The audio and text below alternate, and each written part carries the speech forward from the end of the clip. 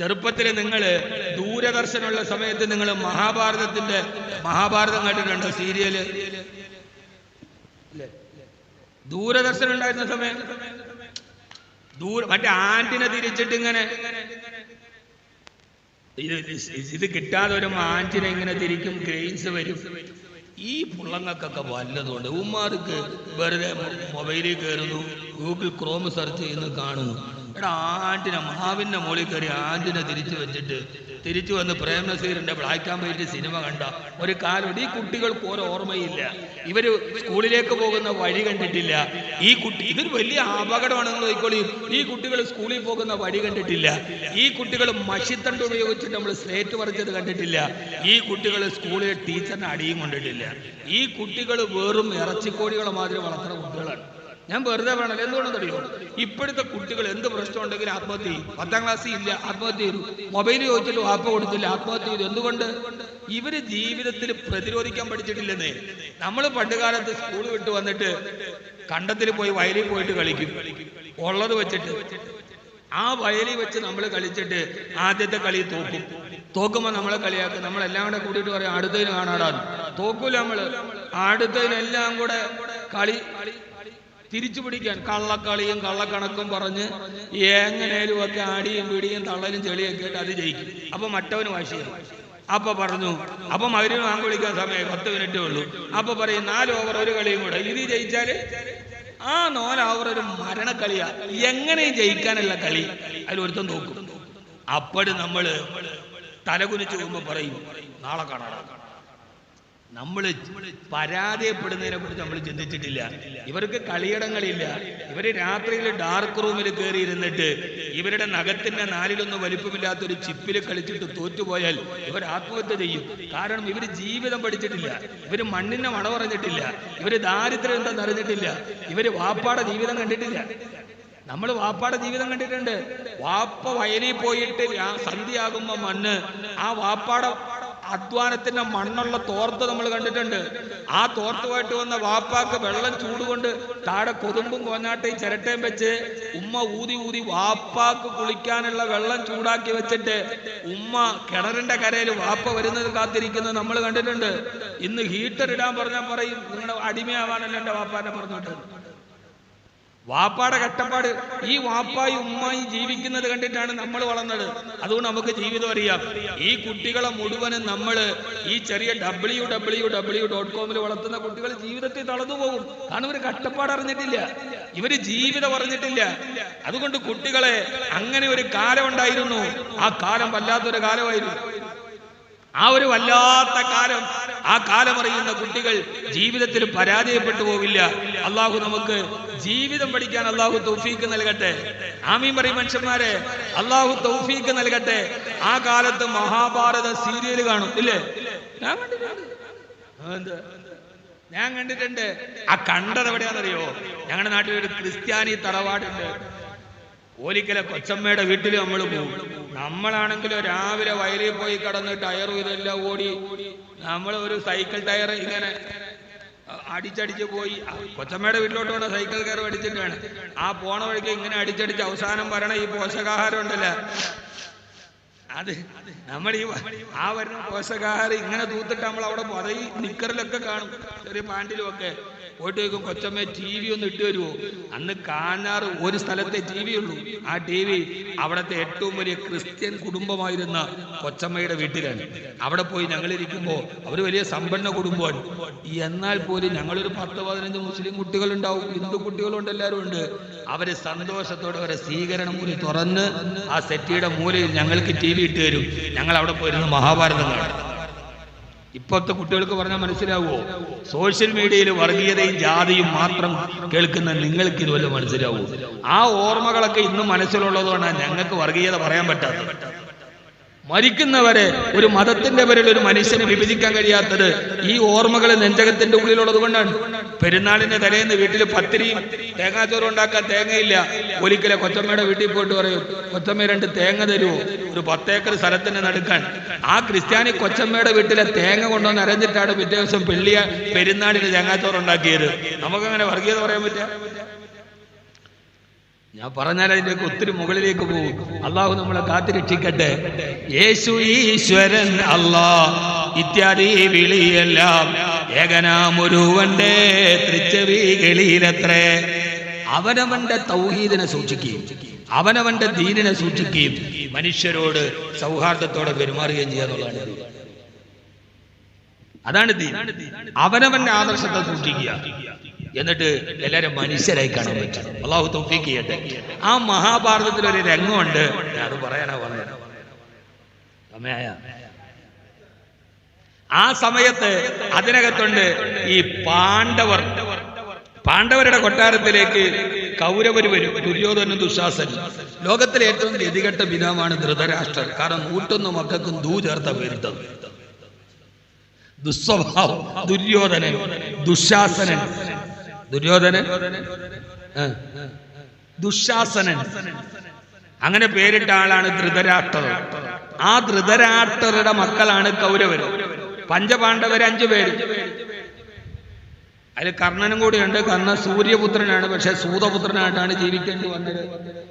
വെള്ളം കുടിക്കാനാണ്, ബക്കറ്റ് എടുക്കാണ്. അപ്പൊ ഈ പാണ്ഡവരുണ്ടാക്കിയ കൊട്ടാരത്തിലേക്ക് കൗരവര് വരികയാണ്. ആ കൊട്ടാരത്തിന്റെ മുമ്പിലെത്തിയപ്പോ ഒരു തടാക ഇങ്ങനെ ഒഴുകുന്നു. ഇവിടെ എന്നെ നോക്ക എന്റെ പൊന്നു മനുഷ്യന്മാരെ, തടാക ഇങ്ങനെ ഒഴുകുന്നു. അപ്പൊ കൗരവരെന്ത് ചെയ്തു? ആ തടാകത്തിലെ വെള്ളത്തിൽ മുണ്ട് തന്നെയായിരിക്കും, മുണ്ടിങ്ങനെ പൊക്കി. അപ്പൊ ശ്രീകൃഷ്ണൻ അപ്പുറത്ത് നിന്നിട്ട് പറഞ്ഞു, ഇത് തടാകമല്ല, മുകളില് ഗ്ലാസ് സ്ഫടികമുണ്ട്, താഴെ വെള്ളമാണ്, അതുകൊണ്ട് മുണ്ട് പൊക്കണ്ട, നടന്നു വന്നോളാൻ പറഞ്ഞു. فلما رأته حسبته لجة وكشفت عن ساقيها قال إنه سرد ممرد من قوارير. മഹാനായ സുലൈമാൻ നബിയുടെ കൊട്ടാരത്തിലെ ബൽക്കീസ് രാജ്യ സന്ദർശനത്തിന് വരുമ്പോ വകശഫത് അൻ സാഖൈഹാ, കാലിന്റെ ഭാഗത്തുനിന്ന് വസ്ത്രാഞ്ചലം ഇങ്ങനെ ഉയർത്തുമ്പോ മഹാനായ സുലൈമാൻ നബി പറയുന്നുണ്ട്, ബൽക്കീസേ ഖാല ഇന്നഹു സർഹും മുമറദും മിൻ ഖവാരീർ. അത് അവിടെ കിടക്കുന്നത് തടാകമല്ല, അതിന്റെ മുകളിൽ സ്ഫടികമാണ്. എന്തിച്ചിട്ടുണ്ടോ ഇതേവരെ?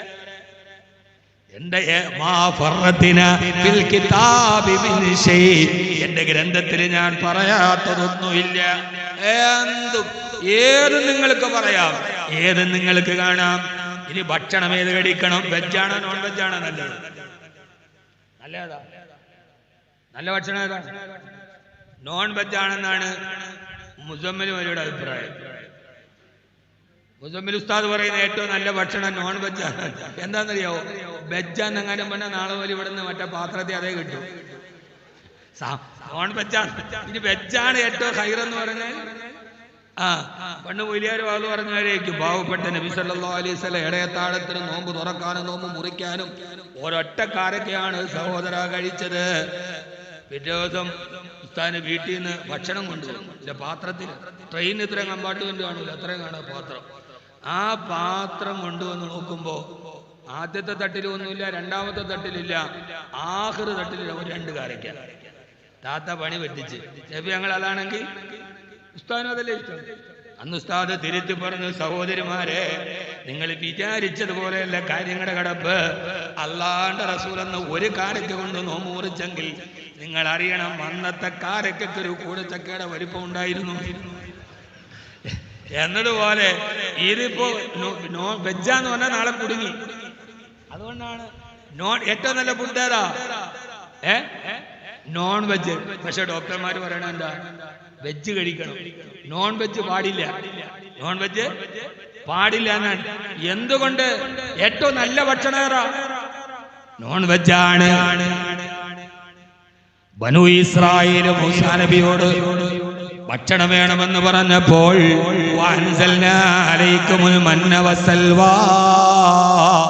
എല്ലാവർക്കും മണ്ണും സൽവയും കൊടുത്തു. അത് കാടപ്പക്ഷിയുടെ ഇറച്ചിയും കട്ടിത്തേനുമായിരുന്നു. ഇറച്ചി കട്ടിത്തേനില് എന്തോ മനുഷ്യന്മാരെ ഇറച്ചി പിന്നെ നിങ്ങളുടെ ഇരിപ്പ് വേണ്ട, എല്ലാവരും ചൊരക്കേടെ വെള്ളം കുടിച്ചിട്ട് കിടക്കുന്നത്. കാടപ്പക്ഷിയുടെ ഇറച്ചി കട്ടിത്തേലിൽ മുക്കി തിന്നണം. അൽഫാം മയോണൈസില്, ഷവായി. നമ്മുടെ ഹോട്ടലിലെ ഒരു മെനു ഉണ്ടല്ലോ, ചിക്കൻ അൽഫാം, ചിക്കൻ മധുബൂത്ത്, ചിക്കൻ മജ്ബൂസ്, ചിക്കൻ മുഖാലഫത്തുൽ ഹവാദിദി, ചിക്കൻ ഖിയാമും ബിൻ നഫ്സ്, ഇങ്ങനെ കുറെ സാധനം ഉണ്ടല്ലോ. അതിനകത്തൊന്നാണ് ഷവായി, അല്ലേ? ഷവായി എന്ന് പറഞ്ഞാൽ കോടിയെ തൊലി ഉരിച്ചിട്ട് ആ തൊലിയിലേക്ക് തീയെടുത്തിട്ട് പൊള്ളിക്കുന്നതാണ് ഷവായി, അല്ലേ? നസ്സാഅതൻ ലിശ്ശവാ തദൂമൻ അദ്ബറ വതവല്ല. നസ്സാഅതൻ ലിശ്ശവാ, നാളെ നരകവാസികളുടെ അദാബിനെ പറയുമ്പോ പടച്ചവൻ പറയുന്ന, ഖുർആൻ പറയുന്ന പേരാണ് ഷവായി. നസ്സാഅതൻ ലിശ്ശവാ, തൊലി ഇങ്ങനെ ഉരിച്ചിട്ട് തീരെ നിന്നെ ചുട്ടെടുക്കും. അല്ലാഹു കാക്കട്ടെ, അല്ലാഹു കാക്കട്ടെ. അവർക്ക് കാടപ്പക്ഷിയുടെ ഇറച്ചിയും കട്ടിത്തേനും ഇറക്കി കൊടുത്തു. അപ്പൊ അവര് പറഞ്ഞ് ഞങ്ങൾക്കിത് വേണ്ട.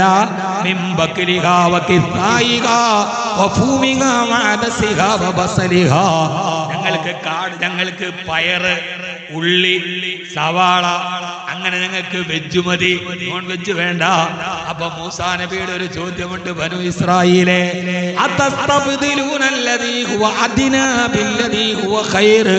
ഏറ്റവും മുന്തിയ ഭക്ഷണം എന്നിട്ട് ഏറ്റവും താഴ്ന്നത് ചോദിക്കുകയാണോ? മുന്തിയതാ നോൺ വെജ്. ഖുർആൻ നോൺ വെജ് നന്നായിട്ട് കഴിച്ചോ? എന്തുകൊണ്ട് നമ്മളോട് വെജ് കഴിക്കാൻ പറ്റുന്നറിയോ? പഴയ നല്ല നാടൻ കോഴിയുടെ ഇറച്ചിന്ന് ഉപ്പുപാക്കത ഇപ്പോഴും 2 മണിക്കൂർ സുഖമായിട്ടിരിക്കുന്നു. നമ്മൾ ഈ ബ്രോയിലർ കോഴിയെ തിന്നിട്ടാണ് നമുക്ക് രോഗം. നല്ല നാടൻ കോഴിയെ തിന്ന് അവർ ഇപ്പോഴും എന്ത് ചെയ്യുന്നു? 60-70 വയസ്സിൽ അവർ കളിക്കുന്നുണ്ട്. നമ്മൾ ഈ ബ്ലോക്ക് കോഴിയെ തിന്ന് 40 വയസ്സാകുമ്പോൾ കാളവണ്ടി അഴിച്ചിട്ട് മാറി എവിടെയും കിടക്കും, ചക്രം അവിടെ. അപ്പൊ ഏറ്റവും നല്ല ഫുഡ് നോൺ വെജാണ്. ഇങ്ങനെ വിശുദ്ധ ഖുർആൻ ഞാൻ അവസാനിപ്പിക്കുകയാണ്. ഈ വിശുദ്ധ ഖുർആൻ എല്ലാം നമ്മളെ പറയുന്ന കൂടെ അള്ളാഹുവിന്റെ ഖുർആൻ പറഞ്ഞതാണ്. ഇനി നിന്റെ വീട് എവിടെയാണ്? ഇനി നിന്നെ കാണാം, നിന്റെ വീട് കാണണോ? നിന്റെ വീട് കാണണോ? നമ്മുടെ വീട് കാണണോ? നമ്മളെ മാത്രമല്ല, നമ്മുടെ വീടതിനുണ്ട്. വിശുദ്ധമായ ഖുർആനിൽ ഒരു സൂറത്തുണ്ട്, ഒരു സ്വലാത്തിലേക്ക് സല്ലല്ലാഹു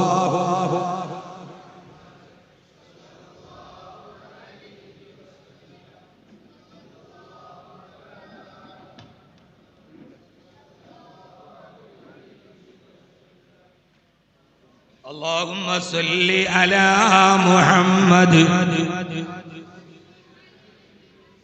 സുബ്ഹാന ജല്ല ജലാലു. 10:45 2 മണിക്കൂർ കഴിഞ്ഞ് അറിഞ്ഞില്ല. ഇതെന്താ കുടിവെള്ളം തന്നെ ബക്കറ്റ്? നമ്മുടെ വഅലിന് മുഅക്കദായ സുന്നത്താണ് ബക്കറ്റ് പിരിവെന്ന് പറയുന്നത്. വലിയ പിരിവൊന്നുമില്ല, എന്നാൽ ജമാഅത്ത് കമ്മിറ്റിയെ സംബന്ധിച്ചോളം വലിയ സാമ്പത്തിക ചെലവ് ഇതിനുണ്ട്. എല്ലാവരും നമ്മുടെ കമ്മിറ്റിയോട് അകമടിഞ്ഞ് സഹായിക്കണം. ഒരു ബക്കറ്റുമായിട്ട് സംഘാടകർ വരണുണ്ട്. എല്ലാവരും ഒരു നല്ല സദക്ക ഇൻഷാ അല്ലാഹ് ഇടൂലേ?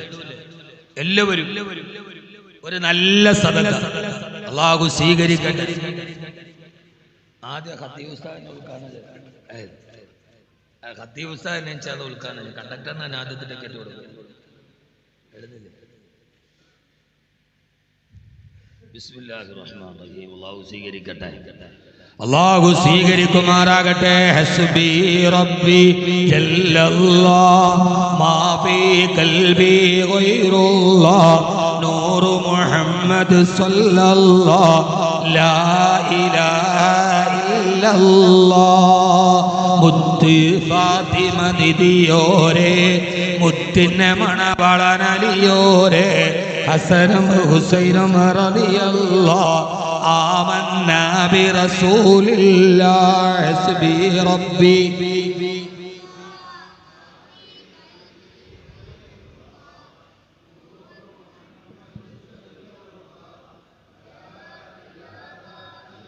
അല്ലാഹു സ്വീകരിക്കുമാറാകട്ടെ. വിശുദ്ധമായ ഖുർആനിലെ 114 സൂറത്തുകളുണ്ട്. ആ സൂറത്തുകളിൽ ഏറ്റവും പ്രധാനപ്പെട്ട സൂറത്താണ് സൂറത്തുൽ ബഖറ. ഒരു സൂറത്തിന് പേര് വെച്ചത് പോലും വെറുതെ അല്ല. ആണോ? ഇത് വെറുതെ വെച്ചതല്ല. എല്ലാ സൂറത്തുകൾക്കും പേര് വെക്കാൻ കാരണമുണ്ട്. അത് പറയാനുള്ള സമയം നമുക്കില്ലല്ലോ. വിശുദ്ധ ഖുർആൻ ഒരു സൂറത്താണ്, സൂറത്തുൽ അൻകബൂത്ത്. സൂറത്തുൽ പോളിംഗ് ബൂത്ത് അല്ല, അതിനൊക്കെ വിട്ടാരാ പോയി. സൂറത്തുൽ അൻകബൂത്ത്. അൻകബൂത്ത് എന്ന് പറഞ്ഞാൽ അർത്ഥം എന്താ? ചെലന്തി. അങ്കബൂത്തിന്റെ അർത്ഥം ഇനി അകത്ത് വെളിയിൽ നിൽക്കണവരൊക്കെ കയറിക്കൊള്ളുക. നമ്മൾ ദുആയിലോട്ട് ഇനിയും പെട്ടെന്ന് നിർത്താൻ. അതിന്റെ പേരാണ് അൻകബൂത്ത്. ആ ഖുർആൻ പറയാത്തതൊന്നുമില്ല. ചെലന്തി.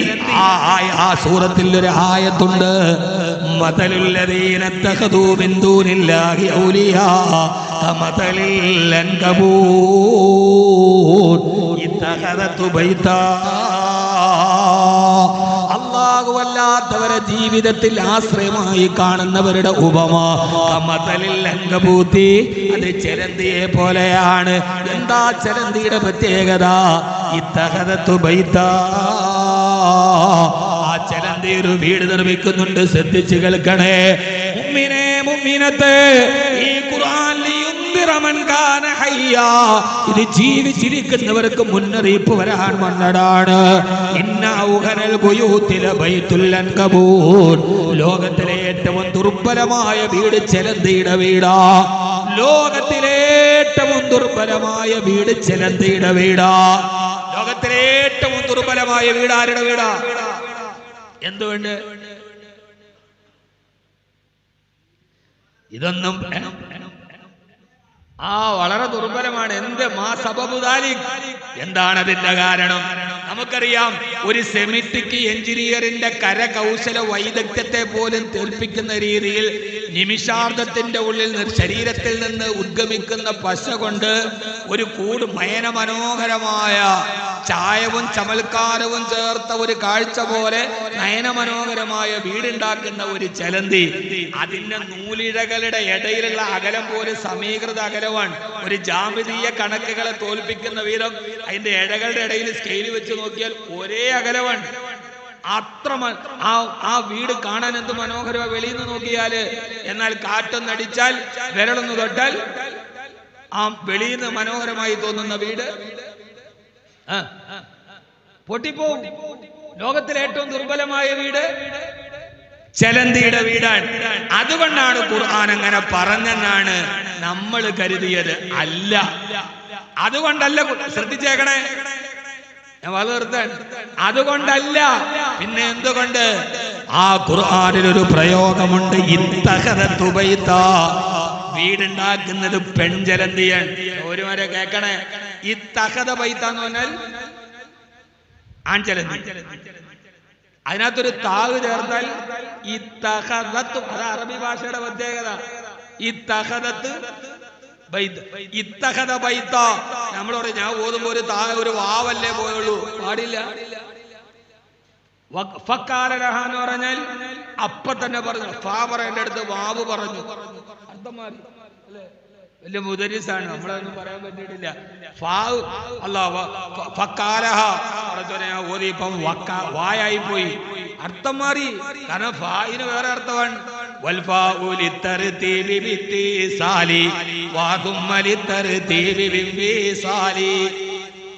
ഉടനെ പറഞ്ഞു വാ പറഞ്ഞ വേറെയാണ്, അത് വേറെ നെഹുവാണ്.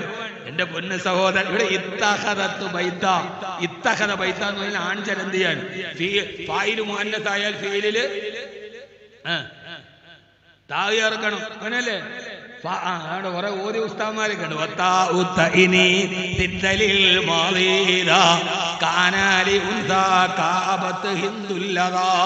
എന്നാണ് ഇത്തഖദത്തു ബൈത, വീടുണ്ടാക്കുന്നത് പെൺചലന്തിയാണ്. ആ ആൺചലന്തി വെളിയിൽ നിന്ന് സഹായിക്കലേ ഉള്ളൂ. ഉണ്ടാക്കണതാരാ? പെൺചലന്തി. പൈസ വെളിയിൽ നിന്ന് കൊടുക്കുന്നവരാ? ഭർത്താവ് ആൺചലന്തി.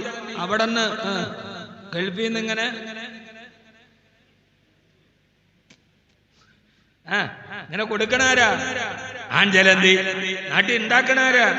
ഇത് ഏത് ഗ്രന്ഥം പറയോടോ? ഇങ്ങനെ എടോന്നല്ലാട്ട, എങ്ങനെ പറയാ ബീവിങ്ങളെ? എങ്ങനെ പറയും? അവസാനം വീട് പൂർത്തിയായി കഴിഞ്ഞാൽ പെൺചരന്തി ആൺചരന്തിയെ കൊല്ലും. എന്നിട്ട് പെൺചരന്തിയും മക്കളും കൂടി ജീവിക്കാൻ തുടങ്ങും. കുറെ കഴിയുമ്പോൾ മക്കൾ അമ്മയെ കൊല്ലും. എന്നിട്ട് ഈ മക്കളും മരുമക്കളും കൂടി ജീവിക്കും. പിന്നെ കഴിയുമ്പോൾ ഈ മരുമക്കൾ പെണ്ണുങ്ങൾ ഭർത്താവിനെ കൊല്ലും. അത് ഏത് ചരന്തി വല നോക്കിയാലും അതിനകത്തൊരു ചരന്തി ചത്ത് കിടക്കണ കാണാം. പാവം ഹസ്ബൻഡാണ്. ചിരിക്കാനല്ല, പടച്ചോന്റെ ഖുർആൻ നമ്മുടെ വീടിനെ കാണിച്ചു തരികയാണ്. അള്ളാഹു പറയാൻ, എന്തുകൊണ്ടാണ് ചരന്തിയുടെ വീട് ദുർബലമായത്? ഭാര്യയും ഭർത്താവും തമ്മിൽ, മാതാപിതാക്കളും മക്കളും തമ്മിൽ, കൂടപ്പറപ്പുകൾ തമ്മിൽ പരസ്പര വിശ്വാസവും സ്നേഹവും നഷ്ടപ്പെട്ട കുടുംബ വ്യവസ്ഥിതി ചലന്തിയുടേതാണ്. അതുകൊണ്ട് ദുർബലമായ വീട് ചലന്തിയുടെ വീടാ.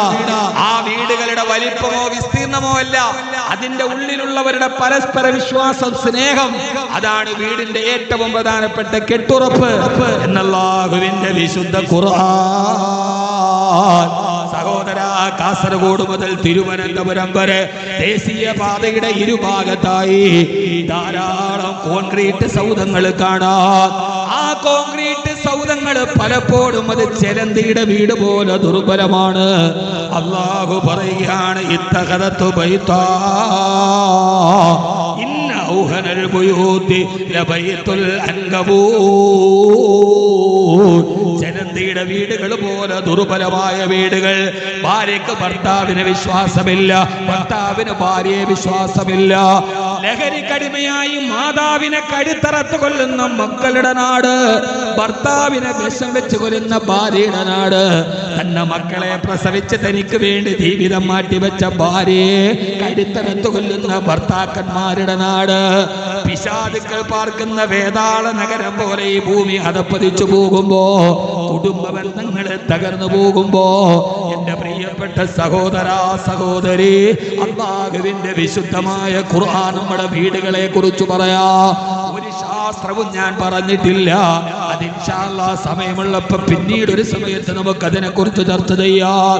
ഇത്രമേൽ ദുർബലമായ, ഏത് സമയത്തും പൊട്ടി തകർന്നു പോകുന്ന ഒരു വീടും കെട്ടിപ്പിടിച്ചിട്ടാണ് നമ്മൾ ജീവിക്കുന്നതെങ്കിൽ, അല്ലാഹുവിന്റെ വിശുദ്ധമായ ഖുർആൻ പറഞ്ഞ ഒരു പരമാർത്ഥത്തിലേക്ക് നിങ്ങളുടെ ശ്രദ്ധ ക്ഷണിച്ചിട്ട് ഞാൻ തിരിച്ചു പോവുകയാണ്. അല്ലാഹു നമ്മളെ കാത്തിരക്ഷിക്കട്ടെ, അല്ലാഹു നമ്മളെ കാത്തിരക്ഷിക്കട്ടെ. വിശുദ്ധമായ ഖുർആൻ നമ്മോട് പറഞ്ഞ ഏറ്റവും മനോഹരമായൊരു പാഠം മാത്രം പറഞ്ഞിട്ട് ഞാൻ അവസാനിപ്പിക്കട്ടെ. ഖുർആനുമായി ബന്ധപ്പെട്ട ഒരു വിഷയത്തിലേക്ക് ഞാൻ കടന്നു പോയിട്ടില്ല. കാരണം എനിക്കതിനുള്ള ഒരു പാണ്ഡിത്യവുമില്ല. അറിവിന്റെ ഭാരാരിട്ടതകൾ തീണ്ടിയിട്ടില്ലാത്ത എന്നെ സംബന്ധിച്ചിടത്തോളം അല്ലാഹുവിന്റെ ഖുർആൻ ഒരു അനന്ത സാഗരമാണ്. ലഹാ മആനിൻ കമൗജിൽ ബഹിരി ഫീ മദദി വ ഫൗക ജൗഹരിഹി ഫിൽ ഹുസ്നി വൽ ഖിയമി. മൗലായ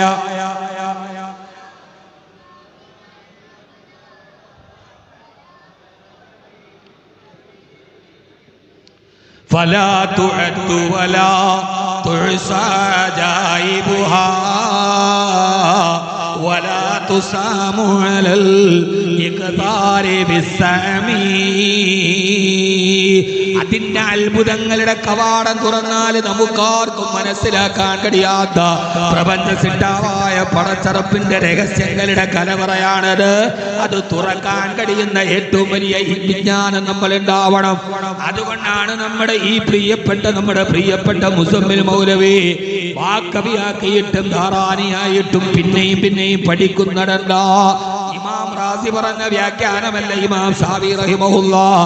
ഇമാം സാബി റഹിമഹുല്ലാഹ് പറഞ്ഞ വ്യാഖ്യാനമല്ല ഇബ്നു കസീറിന്റേത്. ഇബ്നു കസീർ പറഞ്ഞ വ്യാഖ്യാനമല്ല മഹാനായ ഇമാം ജമലിന്റേത്. കടലിന്റെ തിരമാല പോലെയാണ് ഖുർആന്റെ വ്യാഖ്യാനം. ഒരു തിരമാല വരുമ്പോൾ നമ്മൾ ഓർക്കും ഇതാണ് വലുതെന്ന്, അടുത്തത് വരുന്നത് ഇതിനേക്കാൾ വലുതാണ്, അതിനടുത്തത് വന്നത് അതിനേക്കാൾ വലുതാണ്. പഠിക്കും തോറും വിശാലമാകുന്ന പ്രാപഞ്ചിക രഹസ്യങ്ങളുടെ കലവറകളെ തുറന്നു തന്ന വിശുദ്ധ ഖുർആന്റെ പഠിതാക്കളായിട്ട് നിങ്ങൾ മാറണം. ഈ രണ്ടുപേരെ ഹാഫിള എന്ന് പഠിച്ച പറഞ്ഞാൽ അവര് ആസ്ട്രോണമി പഠിച്ചെന്നാണ്, അവര് ജോഗ്രഫി പഠിച്ചെന്നാണ്. പറയാറ് വിട്ടുപോയതെന്ന് ഓർമ്മിപ്പിച്ചേക്കാം. സൂര്യനെ തന്നെയാണ് സത്യം, അതിന്റെ പ്രകാശത്തെ തന്നെയാണ് സത്യം. അതിന്റെ അർത്ഥം സൂര്യപ്രകാശത്തിന് എന്തോ പ്രത്യേകതയുണ്ടെന്നാണ്. സഹോദര, ലോകത്തിലെ ഏറ്റവും വേഗതയുള്ളത് എന്തിനാണ്? പ്രകാശത്തിനല്ലേ. ഒരു പ്രകാശ വേഗത എന്ന് പറഞ്ഞാൽ 1 സെക്കൻഡ് കൊണ്ട് 2,99,792.5 കിലോമീറ്റർ. ഒരൊറ്റ സെക്കൻഡിന്റെ ഉള്ളില് ഏതാണ്ട് 3 ലക്ഷം കിലോമീറ്റർ. 2,99,792.5 കിലോമീറ്റർ 1 സെക്കൻഡ് കൊണ്ട് സഞ്ചരിക്കുന്ന ലോകത്തിലെ ഏറ്റവും വേഗത സൂര്യപ്രകാശത്തിനാ. അതുകൊണ്ടാണ് വശംസി വളുഹാ, സൂര്യന്റെ പ്രകാശത്തെ തന്നെയാണ് സത്യം. 1 സെക്കൻഡ് കൊണ്ട് 2,99,792.5 കിലോമീറ്റർ, ഏകദേശം 1 സെക്കൻഡ് കൊണ്ട് 3 ലക്ഷം കിലോമീറ്റർ താടുന്ന സൂര്യപ്രകാശം അതേ വേഗതയിൽ വന്നാൽ 14 മിനിറ്റ് കഴിഞ്ഞിട്ടേ ഈ ഭൂമിയിലെത്തുകയുള്ളൂ എന്നാ. അപ്പൊ എവിടെ നിന്നാണ് ഈ പ്രകാശം വരുന്നത്? അത് 1-ാം ആകാശത്തിന്റെ കണക്കാണ്. അതിനപ്പുറത്തേക്ക് 2-ാം ആകാശവും 3-ാം ആകാശവും 4-ാം ആകാശവും കടന്നുപോയിട്ടില്ല. അത് കടന്നുപോയ എല്ലാ ആകാശങ്ങളും കടന്നുപോയ ഒരേ ഒരാളേ ഉള്ളൂ.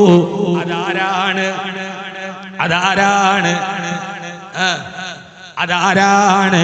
അർദ്ധരാത്രിയുടെ പാതിരാ സമയത്ത് അതിശീഘ്ര ദ്രുതഗമന വാഹനമായ ബുറാക്കിൽ കയറി മസ്ജിദുൽ ഹറാമിൽ നിന്ന് ബൈത്തുൽ മുഖദ്ദസിലേക്ക്, അവിടെ നിന്ന് സപ്തവാനങ്ങളും താണ്ടിക്കടന്ന് കാബ കൗസൈനിയും കടന്ന് ഇന്ദ സിദ്റത്തുൽ മുന്തഹ.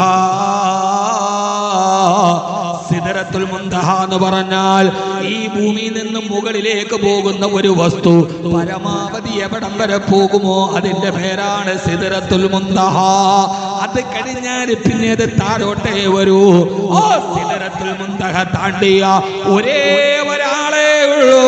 അത് ബുറാക്കിൽ കയറി പോയ നബി മുഹമ്മദ് മുസ്തഫ സാഹിബ് ബുറാഖി വ റഫറഫിൽ ഇലാ റസൂലുള്ളാഹ് സലവാത്തുൻ തഹിയാത്തുൻ അലൈഹിസ്സലാം. ഹബീബായ നബി തങ്ങൾ നമ്മളോട് പഠിപ്പിച്ച ഒരേ ഒരു കാര്യം, ലോകത്തിലെ ഖുർആൻ പറഞ്ഞ ഒരു വിശ്വാസിയോട് ഖുർആൻ പറഞ്ഞ ഏറ്റവും പ്രധാനപ്പെട്ട ഒരു മെസ്സേജ് പറഞ്ഞ് ഞാനിതിനെ അവസാനിപ്പിക്കട്ടെ. ലോകത്തിലെ ഒരു ഡയറക്ടറും ഒരു സംവിധായകനും താൻ നിർമ്മിച്ച സാധനം മോശമാണെന്ന് പറഞ്ഞിട്ടേ ഇല്ല. ഇവിടെ എന്നെ ശ്രദ്ധിക്ക്, ഒരൊറ്റ മനുഷ്യനും അയാൾ ഉണ്ടാക്കിയ സാധനം മോശമാണെന്ന് പറയില്ല. പറയോ? ആരേലും പറയോ? ഉണ്ടാക്കിയ ഡയറക്ടർ തന്നെ ഈ സാധനം മോശമാണ്. ആരേലും പറയോ? ഗംഗാജലത്തിൽ നിർമ്മിച്ച സോപ്പ്, ജലത്തിൽ എങ്ങനെയാടാ സോപ്പ് ഉണ്ടാക്കുന്നത്? പരസ്യം നിയമാനുസൃതമായ നുണപ്രചരണമാണ് ബെഞ്ചമിൻ ഫ്രാങ്ക്ലിൻ പറഞ്ഞിട്ടുണ്ട്. ഏത് സാധനം ഉണ്ടാക്കിയാലും ആള് പറയും ഈ സാധനം ഉണ്ടാക്കിയ ഡയറക്ടർ ഒരു സാധനം ഉണ്ടാക്കിയിട്ട് പറയും മോശമാണ്. ഇന്നേ വരെങ്ങനെ ആരെയും പറഞ്ഞിട്ടുണ്ട്. ഈ കസേര ഉണ്ടാക്കിയ ആള് പറയും 4 പേരിരുന്നാലും പൊട്ടൂല, അപ്പം വേണേ നമ്മൾ മുമ്പ് ചെറിഞ്ഞു കാണിക്കും. ഇത് പൊട്ടുന്ന ഏതെങ്കിലും ഒരാള് ഒരു സാധനം ഉണ്ടാക്കിയിട്ട് ഇത് മോശമെന്ന് പറയും. അങ്ങനെ പറഞ്ഞ ഒരു ചരിത്ര ലോകത്തുണ്ടായിട്ടില്ല. എല്ലാം ഉണ്ടാക്കി വെച്ചിട്ട് ഇത് മോശമെന്ന് ആരും പറയില്ല. ഇപ്പൊ ഞാൻ ഈ തൊപ്പി മേടിക്കാൻ വേണ്ടി ഒരു കടയിൽ പോയി. അപ്പൊ ആ കടക്കാരൻ എന്നോട് പറഞ്ഞു, ഈ തൊപ്പി ഇത് മെയ്ഡ് ഇൻ ബംഗ്ലാദേശാണ്, ഇത് അലിഫിന്റെ തൊപ്പിയാണ്. ഇയാൾ ഇതിന്റെ ഫലായിൽ പറയാൻ വേണ്ടി തുടങ്ങി. എന്നിട്ട് അയാൾ പറഞ്ഞു ഇത് 54 ഇഞ്ചാണ്, ആക്കവി നിങ്ങൾക്ക് വെച്ചാൽ നന്നാവും. എന്നിട്ട് എന്നോട് പറഞ്ഞു എന്റെ തലയിൽ അങ്ങോട്ട് വെച്ചു. നിങ്ങൾ വെച്ചിട്ട് കണ്ണാടിയിൽ നോക്കി എന്ത് മൊഞ്ചാ നിങ്ങളെ കാണാൻ. ഈ തൊപ്പി തലയിൽ വെച്ചിട്ട് എന്നോട് ചോദിച്ചു എങ്ങനെയുണ്ട് കാണാൻ. ഞാൻ ഒരു കുഴപ്പമില്ല, അത്രയും ഭാഗത്ത് വൃത്തിയോട് മാറി. ഇത് മറിച്ചാ പിന്നെ ഇത്രയും ഭാഗത്ത് അവനോട് അങ്ങനെയൊന്നുമല്ല, ഇത് നല്ലതാണ്, ഇത് പിന്നെ ഇത് വകത് പറയുന്നവർക്ക് വേണ്ടി മാത്രം ഉള്ളതാണ്. നിങ്ങൾ പ്രസംഗിക്കുമ്പം ഭയങ്കരമായിട്ട് ചൂടാവും. അപ്പൊ അത് പോകാൻ വേണ്ടി ഇതിൻ്റെ ഇടയിൽ ഹോള് വിട്ടിട്ടുണ്ട്. അതുകൊണ്ട് അതിന് ഇയാൾ ബലായിരി ഇത് ഉണ്ടാക്കിയ ആളേക്കാൾ ബലായിരി സെയിൽസ്മാൻ പറയാൻ തുടങ്ങി. അതിനകത്ത് ഹോള് വിട്ടിട്ടുണ്ട്. ഇനി അത്യാവശ്യം നല്ല മഴക്കാലത്ത് വയലിൽ മീനെ പിടിക്കണമെങ്കിൽ അതും പിടിക്കാം, വലിയ മീഹാരി ബൂഹറ എന്ന് ഇയാള് ഈ സാധനത്തെ കുറിച്ച് ഇത് ഏറ്റവും നല്ല സാധനമാണെന്ന് പറഞ്ഞു. ആ സെയിൽസ്മാൻ ലോകത്താരേലും പറയോ ഞാൻ ഉണ്ടാക്കി വെച്ച ഒരു സാധനം മോശമാണ്? അങ്ങനെ പറഞ്ഞിട്ടുണ്ടെങ്കിൽ അത് ഒരേ ഒരു സാധനത്തെ കുറിച്ചാ.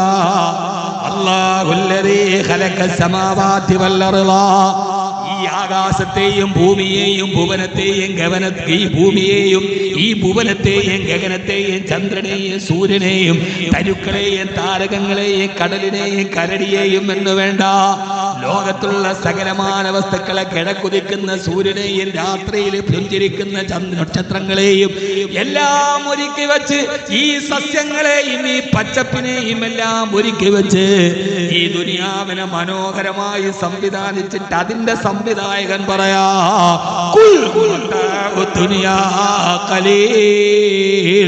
നിങ്ങൾ ഓർത്തുകൊള്ളൂ, ഈ ദുനിയാവ് നശിച്ചു പോകുന്ന സാധനമാണ്. ഞാനീ നിർമ്മിച്ച ഈ മനോഹരമായ നിർമ്മിതി ഇതേത് സമയത്ത് നശിച്ചു പോകുന്നതാ. വൽആഖിറത്തു ഖൈറുൻ വഅബ്ഖാ, എന്നു ശേഷിക്കുന്നത് അല്ലാഹുവിന്റെ ആഖിറമാണ്. വിശുദ്ധമായ ഖുർആനിലുടനീളം അല്ലാഹു നമ്മളോട് പറഞ്ഞത് ഈ ദുനിയാവുണ്ടല്ലോ, ഈ ദുനിയാവ് ഏത് സമയത്ത് നശിച്ചു പോകുന്നതാണ്. നിർമ്മിച്ച ആള് തന്നെ നശിച്ചു പോകുമെന്ന് പറഞ്ഞ ഒരേ ഒരു പ്രൊഡക്റ്റ് ഈ ദുനിയാവാണ്. ഈ ദുനിയാവിന് വേണ്ടി നമ്മൾ ജീവിക്കരുത്. വരാനിരിക്കുന്ന ഒരു ജീവിതം നമുക്ക് പോകാനുണ്ട്. ദുനിയാക്കേ മുസാഫിർ मंजिल तेरी कब्र है, दुनिया में कई सरगना लाखों करोड़ आए, बाकी रहा न कोई मिट्टी से सो रही है. മണ്ണിൽ പോയിട്ട് സുഖിക്കാനുള്ളവരാണ് നാം.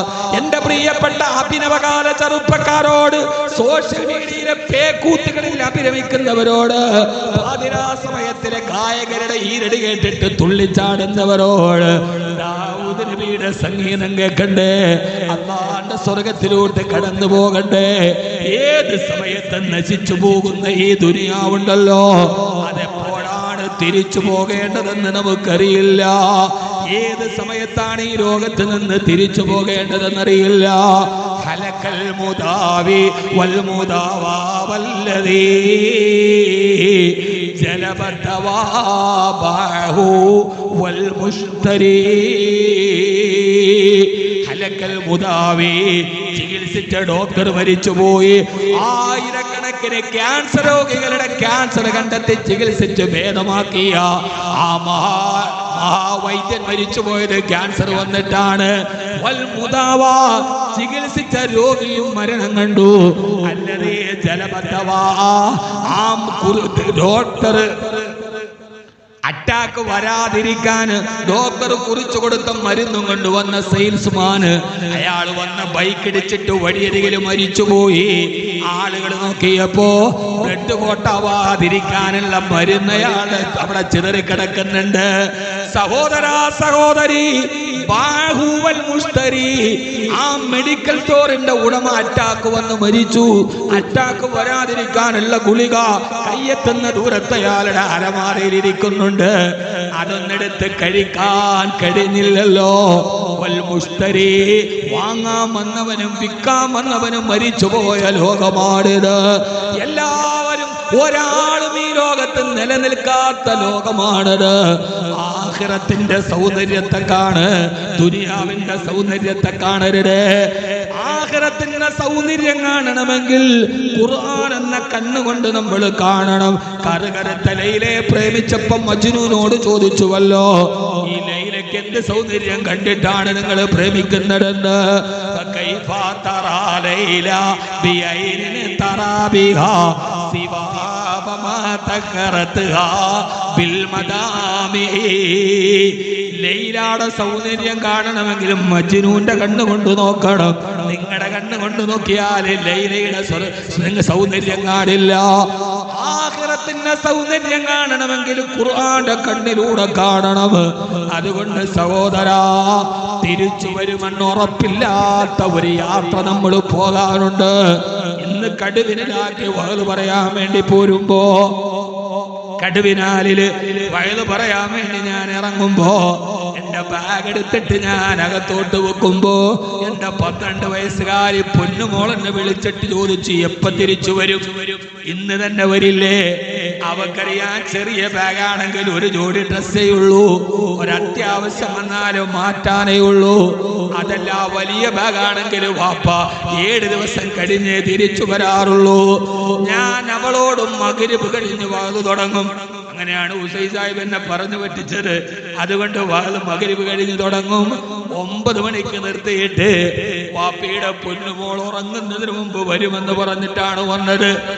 എന്റെ പൊന്നുമോൾ എന്റെ വീട്ടിൽ കാത്തിരിക്കുന്നുണ്ട് ഉറങ്ങാതെ.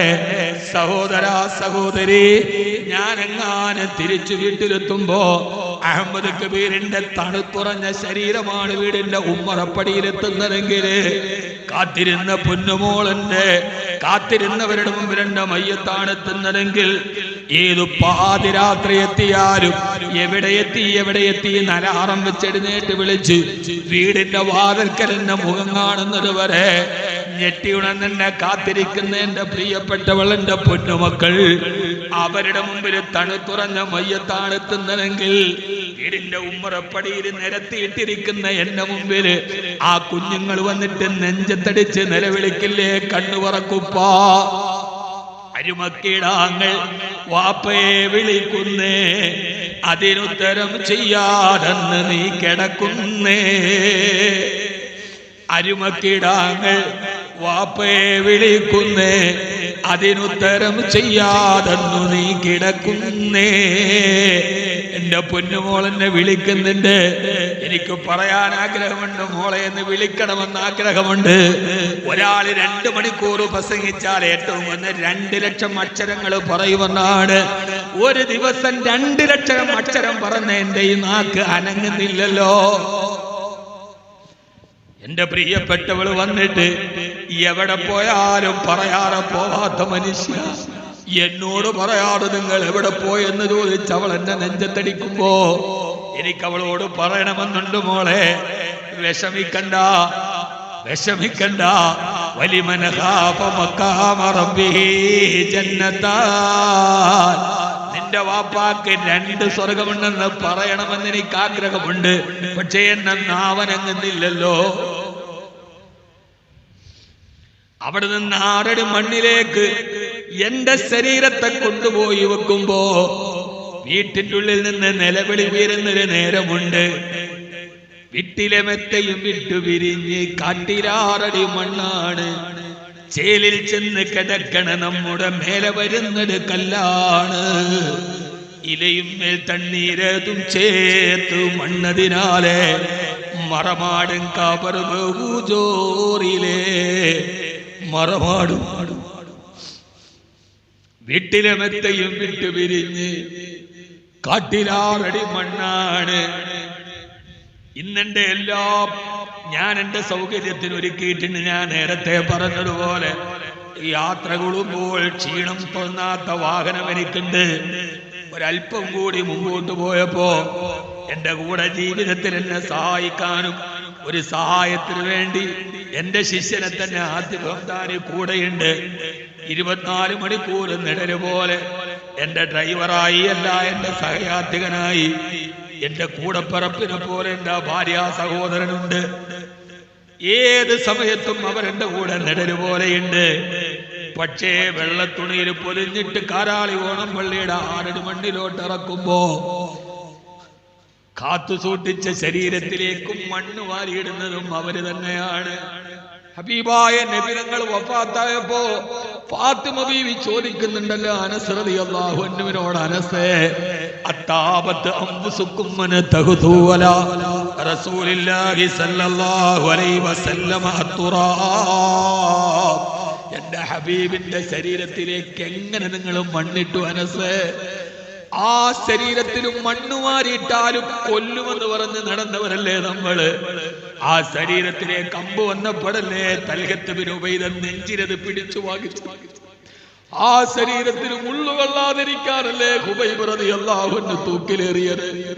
ആ ശരീരത്തിലേക്ക് എങ്ങനെ മണ്ണുമാരിയിട്ട് അനസേ? എല്ലാം അടക്കി വെച്ചിട്ട് മൂടുപലക വെച്ച് മണ്ണിട്ട് മൂടി മൈലാഞ്ചി ചെടി അടയാളം വെക്കുന്ന ഒരു ദിവസം വരാനുണ്ട്. ആരും നമ്മുടെ കൂടെയില്ല, ഒരാളും നമ്മുടെ കൂടെയില്ല. സഹോദരാ, കൂടെ വരാൻ എന്തെങ്കിലും ജീവിതത്തിൽ ഉണ്ടാവണം. അതുകൊണ്ടാണ് ഖുർആൻ പറഞ്ഞത്, അതുകൊണ്ടാണ് ഖുർആൻ പറഞ്ഞത് മത്താഉ ദുനിയാ ഖലീൽ.